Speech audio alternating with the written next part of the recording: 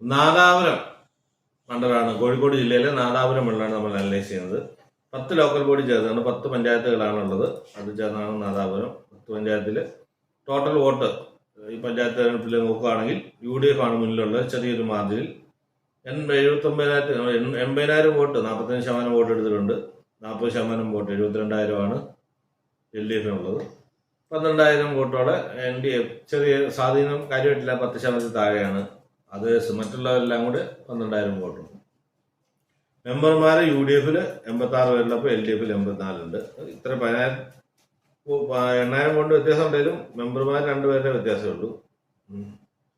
പിന്നെ സ്വതന്ത്രം എല്ലാവരും കൂടെ 6 പേരുണ്ട്. BJPക്ക് അവിടെ ഈ മണ്ഡലത്തിൽ ഒരു മെമ്പർ പോലും ഇല്ല. 10 പഞ്ചായത്തിൽ നിന്ന് ഒരു മെമ്പർ പോലും ഇല്ല. അപ്പൊ എന്തായാലും നമുക്ക് നാദാപുരത്തെ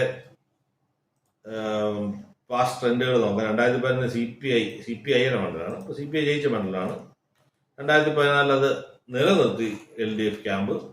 2021 നിലനിർത്തിയിരിക്കുകയാണ്. പക്ഷെ മാർജിൻ വളരെ കുറച്ച്, 83,000 79,000, ഒരു 4,000 വോട്ടിന് മാത്രമാണ് ജയിച്ചത്.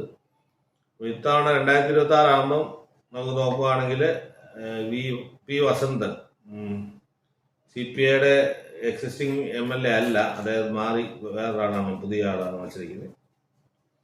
കോൺഗ്രസിന്റെ KM അഭിജിത്ത്, BJPയുടെ CP വിപിൻ ചന്ദ്രൻ, ഇങ്ങനെയാണ് സ്ഥാനാർത്ഥികൾ.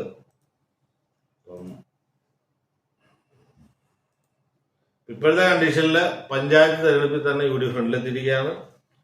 LDFിന് എഗനസ്റ്റുള്ള ഭരണവിരുദ്ധതയും UDFിന് അനുകൂല ട്രെൻഡൂടെ നോക്കുകയാണെങ്കിൽ UDF ഒരു ഈസി വിൻ നാദാപുരം UDF എടുക്കുമെന്നാണ് ഞാൻ വിചാരിക്കുന്നത്.